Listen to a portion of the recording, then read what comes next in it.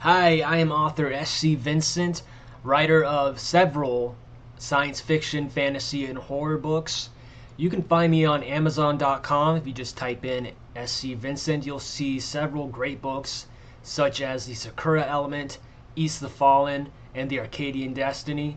And you can even find some of my short stories where I've been published. If you just type in my name, go to my books, check them out. Leave a review, share them with your friends. I would greatly appreciate it, and enjoy the video. Hey guys, it's me, author S.C. Vincent, and I'm here today to talk about my three books, The Arcadian Destiny, East the Fallen, and The Sakura Element. And I wanted to talk about my different kind of processes writing the three different books to kind of give you a little bit of a taste of how I've grown as an author and what I've learned throughout the process of starting kind of my career in this kind of hobby in a way of mine, and to see just kind of what it's like as things go on and change. So first we're going to start with my, of course, introductory novel. I guess you could say almost like an epic because it's my longest book, The Arcadian Destiny. Now this one is about, it's kind of like your classic adult fantasy story, similar tropes to what you see on the market. It's my very first book. This book, let's go to the Amazon page so I can show you a little bit more. That's not the one I want to show you. Here we go. So, here's kind of the tagline: a prince with a stolen destiny, a sister born of evil and flame. Yes, I do say a lot. It's like a filler word for me, so I'm working on it. But so with this book, I tried to it took me like 4 years to write it. So it started with, because I had no experience writing novels, I just kind of, when I first started, I had a kind of an inspiration to kind of do something creative. And I wrote, like, I don't know how long it was, like a 10-page treatment, which over time I kind of expanded and made an outline for a story. And it kind of became The Arcadian Destiny, which throughout the multiple edits and rejections I was getting, it developed, from publishers. It developed into the final form here. And even then, I don't ever go back and read my old books because I always kind of cringe at them, because I feel like with every book, I get better. So when I go back to the old ones, I'm always reading. I'm like, oh, I should have changed this. This part could have been better. So you see here, this is kind of where I started off. And you can kind of go in here and read it, but this book, let me get back to me again. When I started with this, I really didn't know what I was doing. I'd taken creative writing classes or writing classes. I always did well in school with writing, but I had never written a novel. So I made a lot of mistakes, typical grammar mistakes. I could have done better on the story structure. Things I could have done better with grammar. Did I already just say that? With character development. I think there's some neat stuff in the book as well.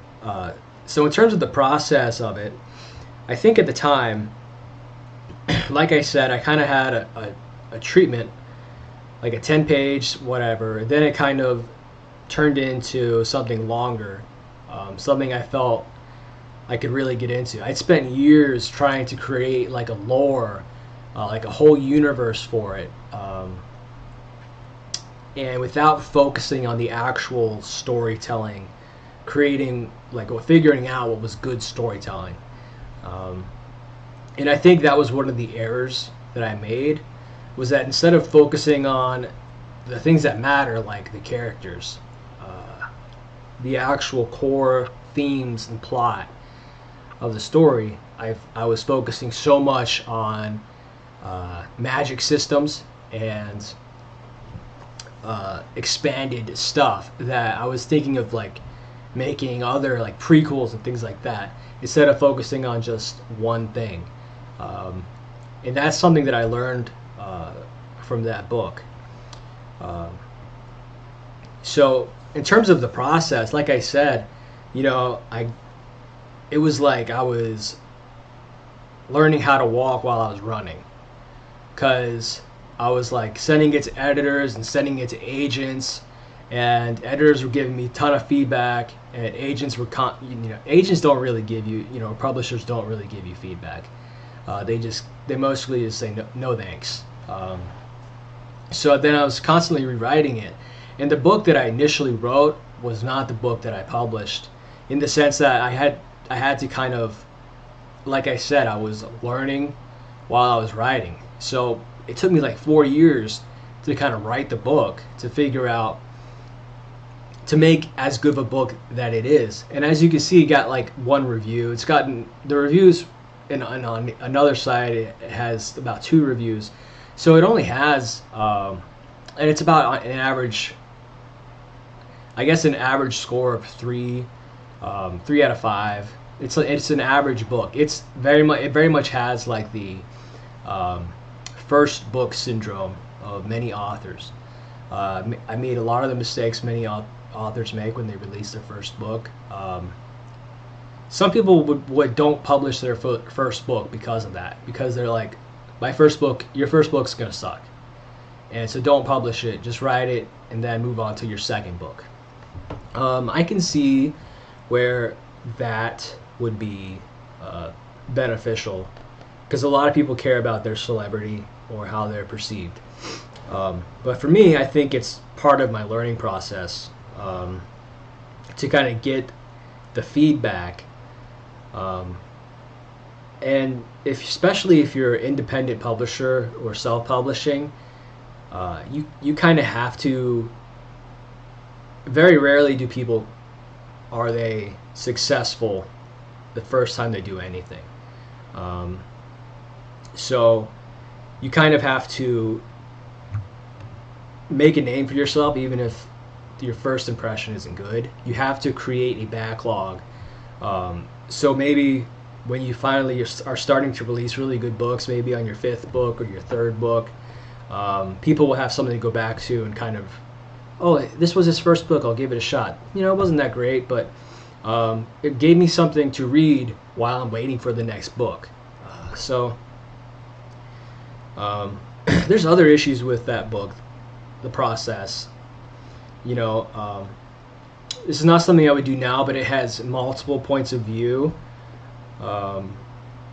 within the same chapter. So I would try to kind of chop up the points of view with a symbol to tell the reader that it would be switching over to another point of view. But that's generally looked down upon amongst most writers and publishers. And I think it does, in my opinion now, it does kind of make it messy, so I wouldn't do that again. But that was my process. I spent hours, with all my books, I spent hours and hours, writing and doing the outline. But I learned from this book kind of how to not write and what to focus on. It was a good lesson on what to do and what not to do.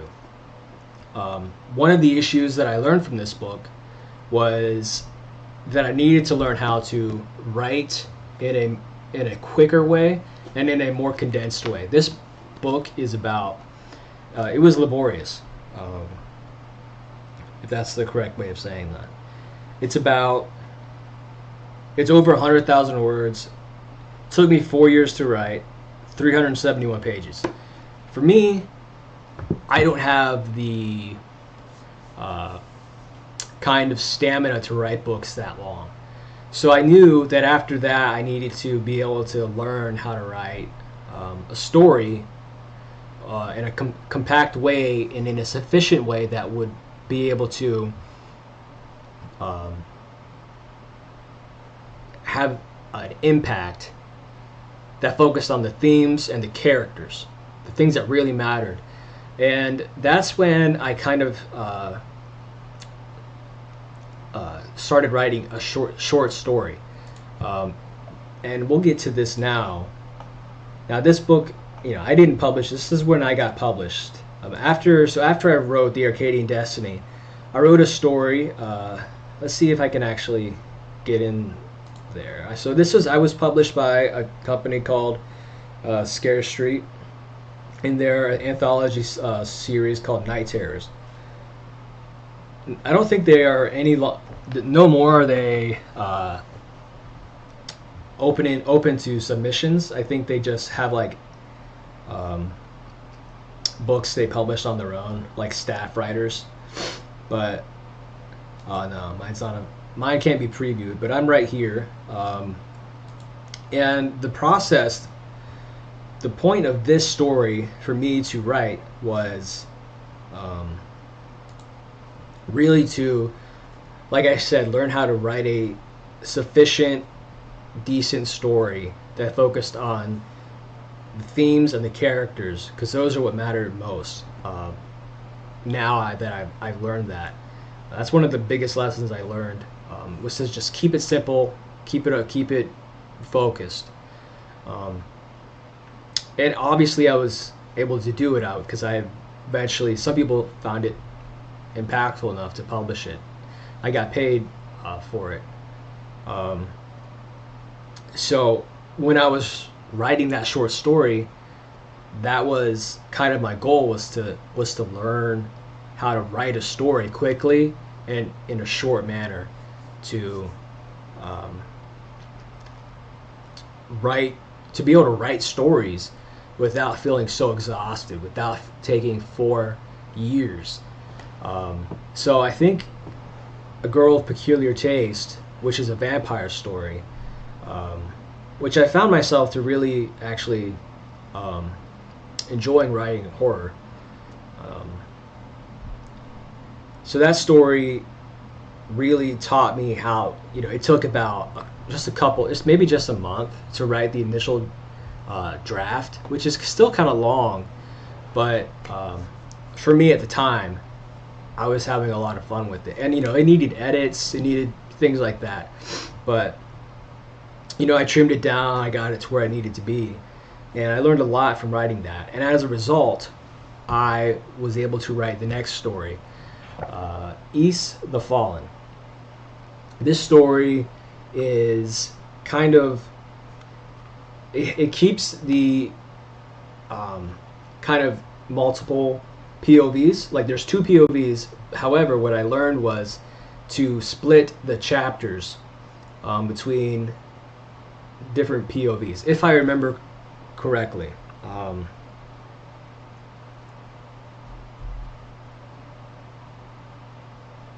I mean, I might be wrong on that. I mean, like I said, it's a long time. Actually, I don't think I did that. I don't remember. But what I did learn was to keep it more simple, to keep I think a more coherent plot, and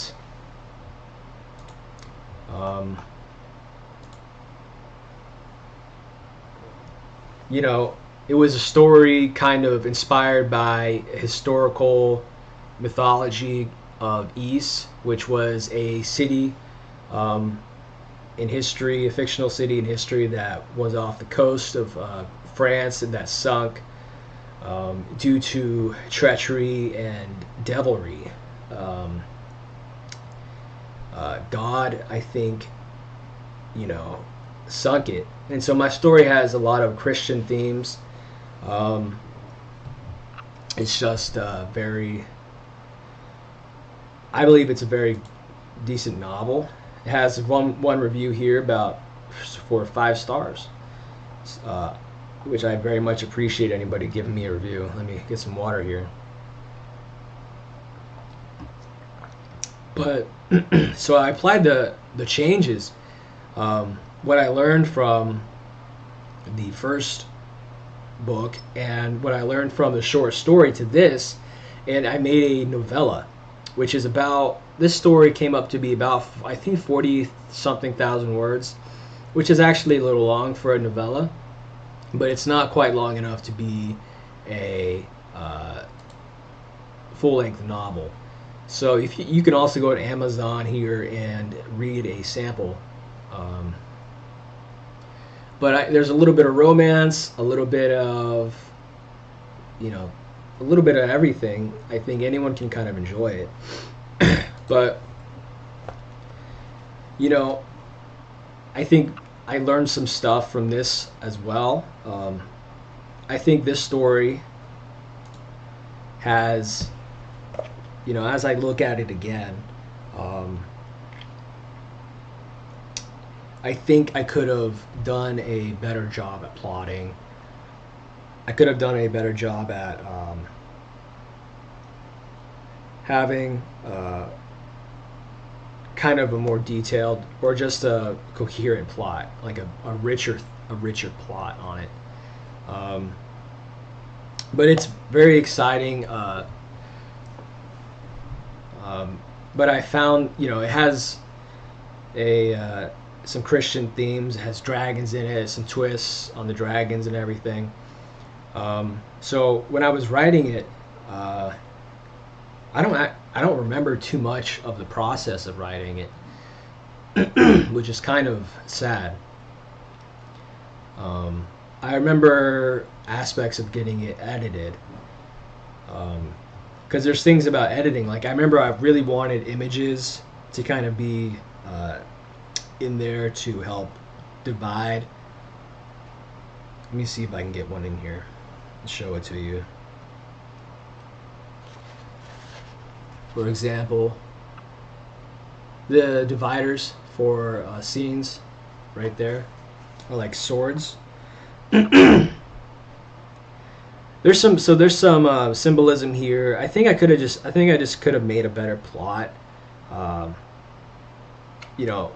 It's better than the first book, but I think one of the issues that I have as a writer is that the longer I make a book, the more kind of rope I give myself to kind of hang myself. You know what I mean? With the short stories, the shorter the story is, I think is better than the longer ones. So I think, this book is better than the first book, and I think the short story is more succinct, and it's probably more basic, but it's more focused on the one thing, and I'm able as a writer to kind of focus on just the simple or just the important stuff. So after that, I kind of wanted to leave fantasy, and I wanted to kind of do something I'd never done before and to reach audiences that I never had before. So after that, I wrote the Sakura element. I went into an entirely different genre. So I left horror, I left fantasy, and I went into science fiction. And I went for a different age demographic too. I went to young adult, and I went into romance.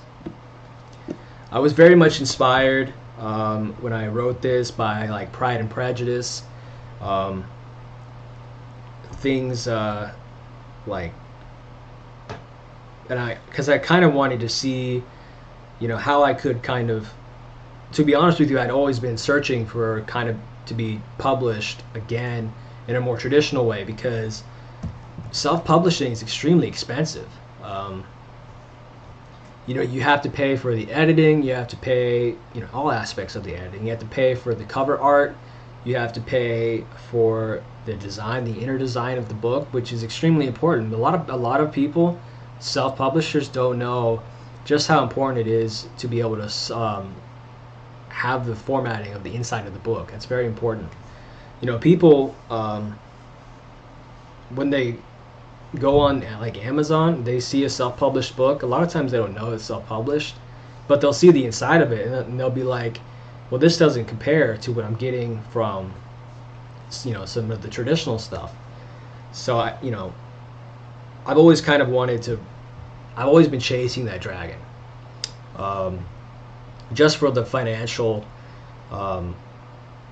To see if I can get help with the editing, because you can get, in theory, a really good editor assigned to you, instead of having to pay people to edit or have friends edit, um, or just off the goodwill of people to edit.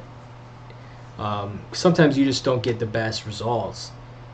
Um, so with this, I was also kind of chasing the dragon of getting published by writing in a genre that was popular, young adult. Um, the end result was that I didn't get traditionally published, and that's fine. I still liked the book. I think with this one, I really wrote a good book. It with this, it does have for sure, two different POVs, only two different POVs. So I learned that I finally needed to just focus on two characters, focus on less characters, get out of the heads of every character that you write. Leave more to the imagination of what other characters are thinking, and um, kind of just keep it simple in a way. And I find that if you just keep in the head of one character, it's, for me, or one or two characters, especially if it's in one chapter, it's actually easier to write. I was making life harder for myself by putting myself in all these other characters' heads. That's actually more stuff you have to keep in mind, and more stuff that more knowledge that the reader has that they don't need to have. That's something that I learned from all my previous stories when I went into this current element, that I didn't need to have all that information. I was telling too much and not showing, or not implying to the reader. I was insulting their intelligence by getting into the head of all these characters. I should be knowing what the characters are thinking, and just be able to show you what they're thinking by how they react or what they do in the plot. And if it's relevant, it naturally comes up. I was able to do that a lot better in the Sakura element. So I'll show you a little bit of the inside of that book. This is my latest book. It came out this year in March. Its tagline is "When tradition means damnation and the future is the past." So it's kind of like I said, a Pride and Prejudice, where it takes place in a post-apocalyptic world where,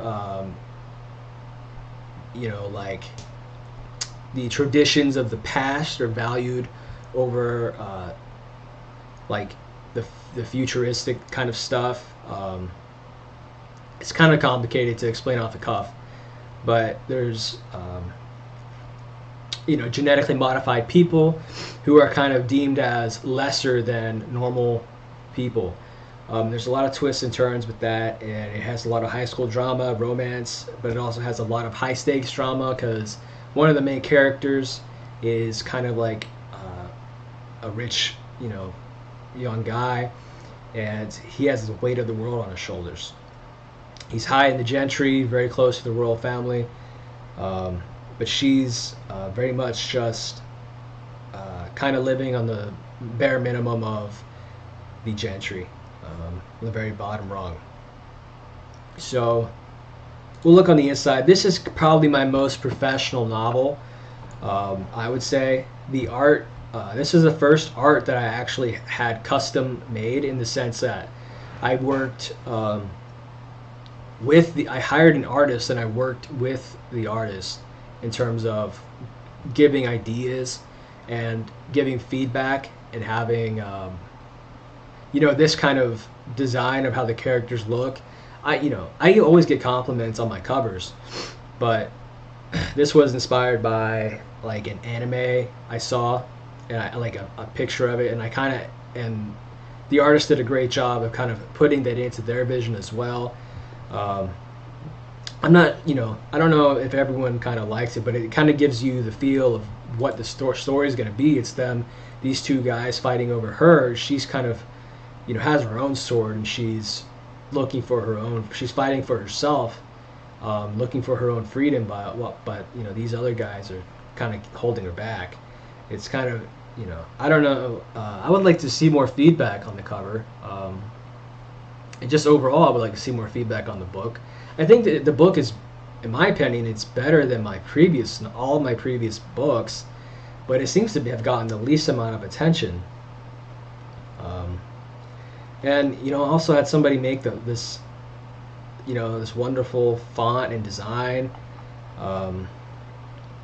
Well, they didn't make the font. I think I got the font and I think I got the license for it, and but they made a nice design for it. It's very classy. This is definitely my best design formatted book, I believe. But what we're looking at is the ebook version. So I had these really nice kind of dividers or toppings for the book. You can read this. It's very much written in a old style. Like I said, I was inspired by Jane Austen, and I really kind of let her influence me when I wrote this. And the whole point of this book was for me to kind of focus on the themes and focus on just two characters and focus on the storytelling and the characters. I learned a lot when I wrote this. It was very much an intellectual book for me in the sense that I was learning how to write correctly. Now, I think I could have done some better stuff. I think I could have done something better. But sometimes when you write, even when you're near the end and you're about to hit publish, you're like, you kind of see something and it's like, oh yeah, that one thing, I wish I could change that. But if you kind of add anything to the book, it ruins the flow of the book. Because at this point in my writing career, when I was writing this, and by the time I release a book, you have to realize I probably wrote it like 2 years ago, or something like that.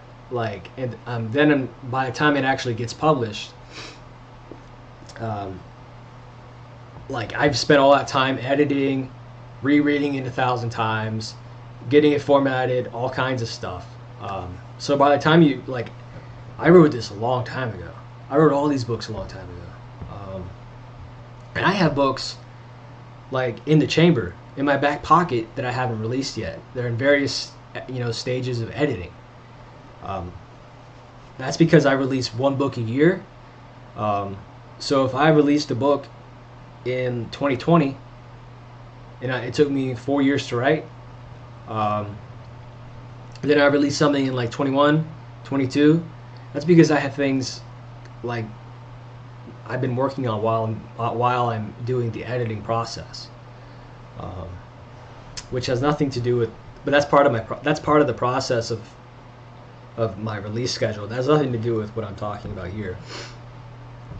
But in the writing process, what I really learned was, I think this book really was the point where I kind of matured as a writer. Writing became more intellectual. I learned more about showing rather than telling. I learned more about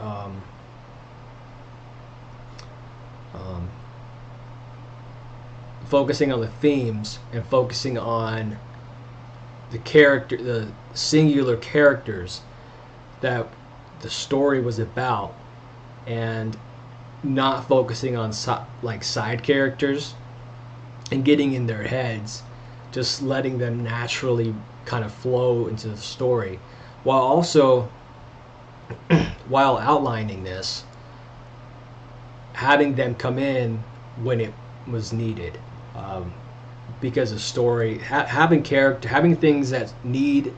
So you have a plot, you have a story, and then you have things that naturally come to play when you're writing.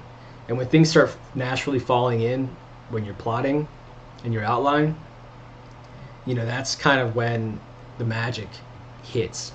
And especially when you're just, when you have a bare bones outline and you're writing free form, it starts, that's the fun of it all. So I would say, for this book, I think the only thing that I would change, if I could, would be some aspects of the skeleton of the story that I didn't really think of adding until much later. But the issue is, I think I kind of hit on this earlier. So a story kind of has a certain breadth to it, a certain pacing, and it's kind of made in a way that's like the skeleton of the story. And if you deviate too much from it, you're going to deviate because you're going to edit it. But if you deviate too much, you can break how that gets read. So another thing that I learned while writing this and learning from the previous mistake is trying to interpret how the reader is going to feel or when reading your novel, and not just on an emotional level, but how they're going to take the information in, based off like how they're going to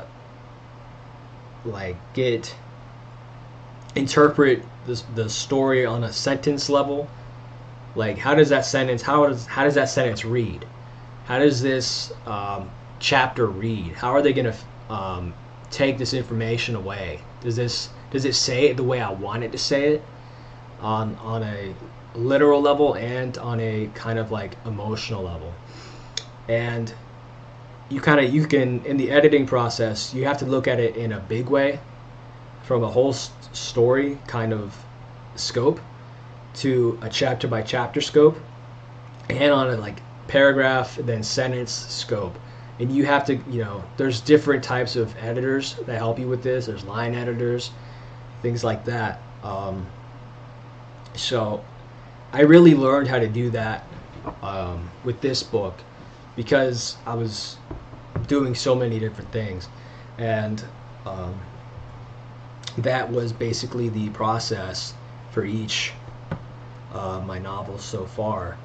Now this is like a 30-minute video, 34 whatever minute video, but I also learned, so from all of this I've learned that I also do these books entirely different, in a different way each time. I'll have them with different multiple points of view. I'll have them in different writing styles. Like I said, I'll have it in like my own writing style that I was just writing stuff down in the first book, and so I'll be influenced by other writing styles like Jane Austen in the third book, and I'll be writing a short story in a very condensed way. Basically, I found that I like to write something different each time. I don't like to repeat myself, and a lot of writers or artists in different mediums are the same way. They don't like to repeat themselves. That's something I found that I do, which kind of leads me to my next, kind of an announcement. I finished, a couple months back, I finished a short story, which is a short story that kind of has two POVs in a way, but what it does different is that it's a horror story again, but it focuses a bit in a different type of horror, a little bit in comedy, I think. So I'm still searching for a publisher for that one. But I also have written another horror novella, and I've never done a horror novella. Um, it's kind of like if you've ever read A Princess of Mars, uh, it'll be very similar to that. It's kind of like A Princess of Mars meets JoJo's Bizarre Adventure Part 7. Um, so it's about kind of a priest who gets possessed by an evil spirit who um, she's confused as to why she blames him for her death, even though he technically wasn't at fault. She has false memories, but since she was the wife of his best friend, he's trying to uh, exercise her so she can go to heaven instead of going to hell. At the same time, he's trying to accomplish the mission because he's a priest, like I said, of going and defeat the master vampire in California. And this all takes place right before the Civil War. Um, he has to deal all with all this stuff. And it's about 33,000 words, very compact. And I've written it in a way I've never written anything ever before. I've written it in first person, just one POV. And it has like awesome superpowers, but with like it's also like very Christian kind of inspired book, you know, because he's a priest and all that. So there's tons of vampires, there's werewolves, very much very cool book. I think it's like my best book yet, and it's in the editing stages. So yeah, it's a lot of fun. It's so my first book, I would say, was kind of meant for adult fantasy.